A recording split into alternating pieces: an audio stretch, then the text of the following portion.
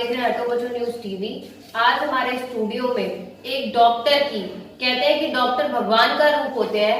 कभी कोई मरीज बीमार पड़ जाता है तो उसको जिंदा करने पर उन्हें उनकी फैमिली काफी दुआ देती है।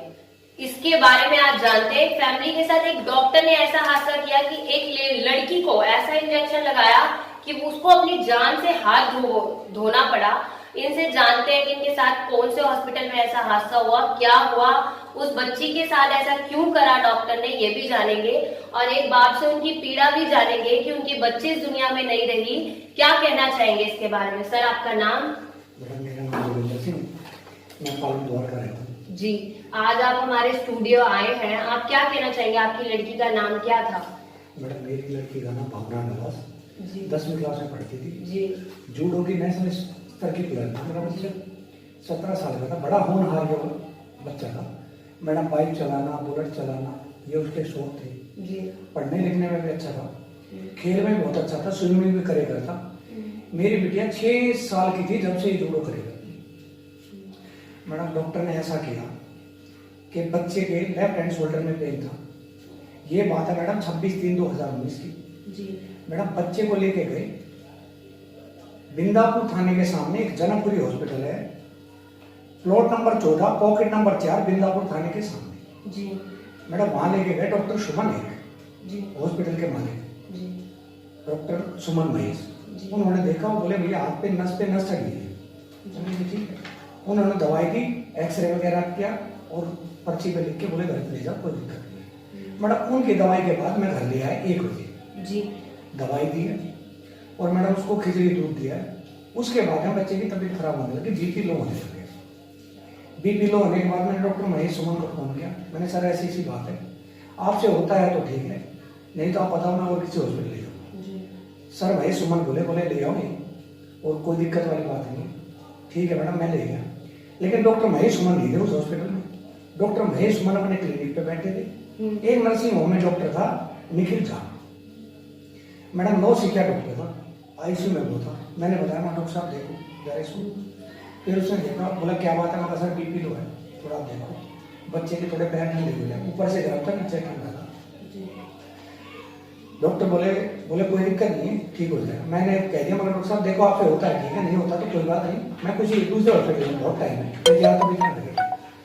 वो निखिल झा जी बोले, आप ऐसा आप बाहर जाओ, बच्चे को ठंड लगी, आप बाहर जाओ, ये बच्चा 1-1.5 घंटे में रिकवरी कर लेगा, कोई दिक्कत वाली बात नहीं। लेकिन मैंने 20 मिनट बाद फिर बोला, डॉक्टर साहब देख लूँ, कहीं केस बिगड़ेगा, ठीक बात नहीं है मेरे बच्चे की और मेरी जिंदगी खत्म हो जाएगी। वो बोले नहीं, मैं सफदरजंग से हॉस्पिटल से डॉक्टर बुलाता हूँ, वो हो जाएगा। पता नहीं मैडम उसने क्या किया क्या नहीं किया, बच्चे की तबीयत बिगड़ती ही चली गई, बहुत ही गंभीर हालत हो गई। फिर निखिल जाने और हमने डॉक्टर सुमन को, जो उस हॉस्पिटल का ओनर है डॉक्टर महेश सुमन, उसको फोन किया। डॉक्टर महेश सुमन आया, उसको भी देख के हाथ पैर फूल गए। फिर उसने, हमने गया, मैंने सर आप इसको दूसरे हॉस्पिटल ले चलो, आयुष्मान हॉस्पिटल द्वारका में। जी। उसने अपनी मर्जी से माता चंदा देवी ट्रांसफर कर दिया।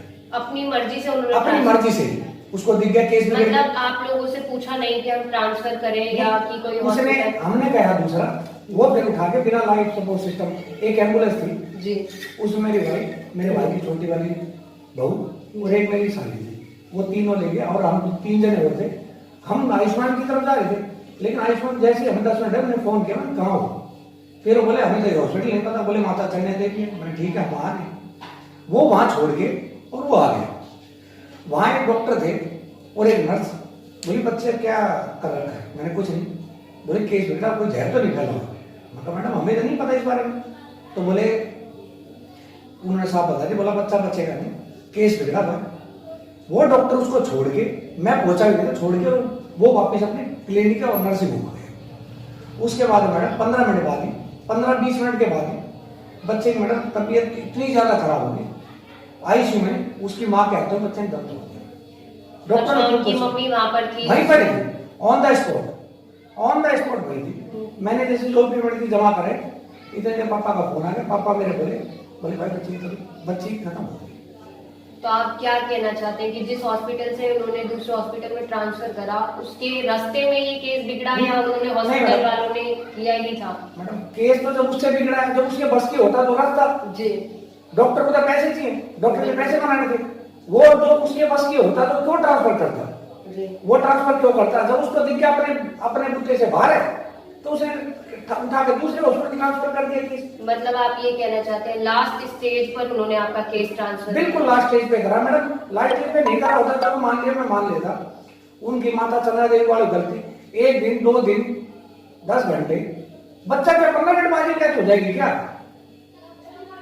15 मिनट ये आपके सामने है, पेपर है, 7 बजे हमने ट्रांसफर करा है जी। और उसमें देख रेख करके 10-15-20 मिनट नीचे भी लगा दी कैजुअलिटी में, और उसकी 8-15 पे एमएलसी में डेथ हो रखी है बच्चे की। 8-15 पे 8:15 पे एमएलसी में मेरी बनाई नहीं, ये तो डॉक्टर ही बनाए एमएलसी। 8:15 लिखी उस पर डेथ हुई, 8:15 डेथ होगी मैडम। तो क्या लगता है आपको वहाँ के डॉक्टरों ने उन्हें क्या ऐसा दिया जिसकी वजह से आपकी बेटी इस दुनिया में नहीं रही? मैडम सारी गलती निखिल झा की है, और सबसे बड़ी गलती है डॉक्टर महेश सुमन की, जो ऐसा उसी का डॉक्टर उसने अपने हॉस्पिटल में रख रखा है। अच्छा, ये डॉक्टर मतलब जो हॉस्पिटल है वो उनका है? ये डॉक्टर महेश सुमन का है।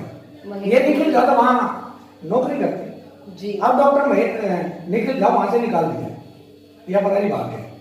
अब ये समझ में नहीं आ रहा उसकी डिग्री फर्जी है या इनकी डिग्री फर्जी है, या दिल्ली सरकार ने आंख नीचे रखी है कि लोगों को मारने के लिए नौकरी हॉस्पिटल को लाइसेंस दे रखा है, दिल्ली सरकार ने आंखें नीचे रखी है, क्या समझ में नहीं आ रहा है। मैडम एक बात बताओ, चलो बहुत से गरीब आदमी वो होते हैं जो हाथ पे हाथ रख के बैठ जाते हैं, मैं तो हाथ पे हाथ रख के बैठने वाला नहीं मैडम।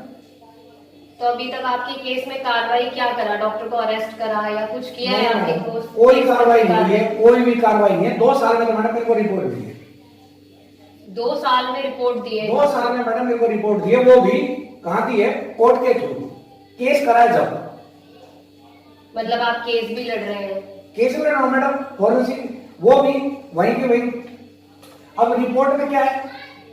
रिपोर्ट आपने मान लो पैसे, अब फॉरेंसिक ये मेडिकल काउंसिल डॉक्टर वहां पैसे दे के बदलवा रखी, रिपोर्ट वहां भी बदलवा लेगा, पुलिस में भी खरीद लेगा, सब कुछ खरीद लेगा। मतलब किसी के बच्चे को मारे जाओ, पैसा दे के खरीद लो, ऐसे ही थोड़ी चलता मैडम। नहीं, गलत बात है। सरकार साथ नहीं देगी क्या करेगा इंसान? क्रिमिनल बनेगा और क्या करेगा? अपनी औलाद खो के घर छोड़ना बैठ जाएगा। जब से मेरी बच्ची मरी है, मेरी घरवाली बीमार पड़ी है, बताओ क्या करें? एक तो मेरा उधर गया, दूसरा भी उधरने वाला है। उसके कारण मैंने नौकरी छोड़ दी मैडम, आपको सच्चाई बता रहा हूं, नौकरी छोड़ दी मैंने उसके कारण। तो एक बाजू में दर्द होने की वजह से आज आपकी बेटी इस दुनिया में नहीं है, तो उसका इल्जाम आप एक डॉक्टर पे दे रहे हैं कि उन्होंने एक इंजेक्शन लगाया जिसकी वजह से कुछ ऐसा हुआ कि ये दूसरे हॉस्पिटल में ट्रांसफर होते होते उनकी नहीं, दूसरे हॉस्पिटल के अंदर हुई है मैडम, लेकिन गलती सारी उन्हीं की है। मैं साफ कहता हूँ, गलती उन्हीं की है। क्या अपनी हॉस्पिटल में पहले लापरवाही करी, फिर जब उनसे केस बिगाड़ के माता चंद्रा देवी ट्रांसफर कर दिया, तो आप क्या चाहते हैं, क्या कहना चाहते हैं? सरकार मैडम से क्या न्याय चाहते हैं? सरकार से एक बात चाहता हूँ, ऐसे गरीबों को न्याय नहीं मिलेगा, ऐसे हॉस्पिटलों को ताला लगना चाहिए, इनकी डिग्री कैंसिल होनी चाहिए, इनकी डिग्री कैंसिल होनी चाहिए। सरकार साथ देगी ठीक है, जनता मेरे साथ खड़ी है, मेरे भाईचारा मेरे साथ खड़ा है, कोई दिक्कत नहीं, फिर हम लड़ेंगे, धरना भी देंगे, प्रदर्शन भी देंगे, थाने के खिलाफ भी, सरकार के खिलाफ भी और हॉस्पिटल के खिलाफ।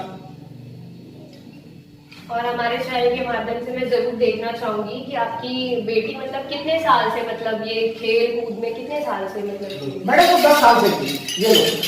ये उसकी कमाई हुई है मैडम लोगों, ये मतलब उन्होंने खुद अपनी मेहनत से ये मैडम किसी की ये पैसों से नहीं मिलते, ये सब उसकी कमाई हुई दौलत है मैडम, ये उसकी कमाई हुई दौलत है।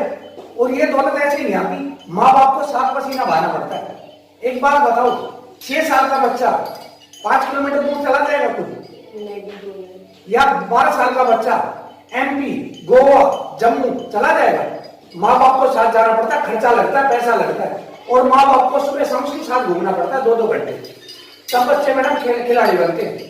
क्या हमने मारने के लिए पैदा कर रखे थे क्या अपने बच्चे? नहीं, मारने के लिए खिलाड़ी बनाया, हमने इसलिए बनाया था ना हमारी औलाद नाम करे। पहली बात तो देश का पहले, हमारा बाद में। देश का करेंगे हमारा अपने आप हो जाएगा। ये डॉक्टरों का यही काम, देश के बच्चों का नाम तो ऊंचा करके तो उनको मार दो। अरे किसी के बच्चों को मारने के पैसे ले लो क्या? अरे डॉक्टर हो आप, नहीं बस की केस है तो मना कर दो, कम से कम किसी का घर तो मत उजाड़ो। अपने मरे ना डॉक्टर को जब पता चले अपनी औलाद मरे कितना दर्द होता है, दूसरे की औलाद मरने को कोई तकलीफ, अपना डॉक्टर का मरे ना औलाद, वो डॉक्टर के 2 बच्चे अपने मार दो ना कोई, जब इंसान को कितनी तकलीफ होती है इंसान की। तो आप क्या करवाना चाहते हैं? आप उस डॉक्टर की डिग्री बंद करवाना? मैडम डिग्री भी बंद हो, लाइसेंस सस्पेंड हो, दोनों काम यही चाहता हूँ। मतलब उस हॉस्पिटल मेरी औलाद चली गई है, मेरे को सिर्फ खबर मेरी औलाद चली गई है, किसी और का नुकसान नहीं। मतलब ये हादसा और किसी के साथ हमने अपनी औलाद, कमल का फूल होता है ना, उसकी पत्ती नहीं टूट रही थी कभी। और जाट आदमी अपनी बेटी को बहुत प्यार करते हैं, यूं रखे करता, और उसने यही काम करा। उसके मारने के लिए पैदा कर दी क्या हमने? उसके मारने के लिए पैदा नहीं करी थी, मैंने देश के लिए पैदा करा था बच्चा। क्यों? देश का नाम होगा था हमारा, देश का होगा था हमारा होगा। यही है तो मैडम ये जाटों के बच्चे ही कमाते हैं। क्यों?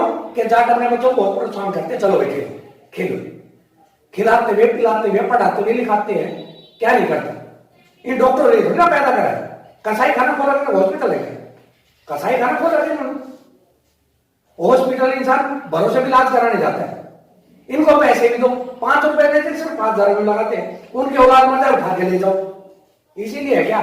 और मैडम हम पीछे हटने वाले आदमी नहीं है, हम हाथ पे हाथ रख के नहीं बैठेंगे। और डॉक्टर यूं सोचे कि चलो 2 साल 3 साल 10 साल ये बात पीछे नहीं हटेगा, ये सब मतलब आप इंसाफ लेते रहोगे? बिल्कुल,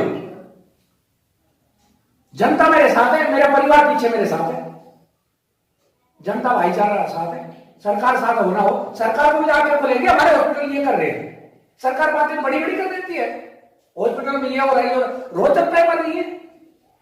98% लोग मैडम वो हैं इस देश में, 98% आदमी वो हैं जो बेचारे नौकरी करते हैं, मान लो कोई एमपी से कोई यूपी से दूर दूर से आके, वो सोचते हैं यार कमाएंगे हम, केस लड़ेंगे, वो आगे अपने परिवार को चलाते हैं। मैडम हम आदमी में कमाना खाना जानते हैं और अपने बच्चे के लिए इंसाफ लेना जानते हैं, हम पीछे नहीं हटेंगे। पीछे से भगवान की दया से भाईचारा रिश्तेदारी खूब मजबूत है हर चीज, और मैडम कानून से चलेंगे, जाए चलेंगे और पीछे नहीं हटेंगे। आज आपने सुना एक बाप की दुखित कहानी, और साथ ही साथ ये भी सुना कि एक बेटी जो देश के लिए इतना सब कुछ कर रही थी, आने वाले टाइम पे शायद वो बहुत कुछ अच्छा करती, उसके साथ एक ऐसा हादसा किया एक डॉक्टर ने जो अब इस दुनिया में नहीं है। आगे की अपडेट हमारे चैनल के माध्यम से आपको मिलती रहेगी।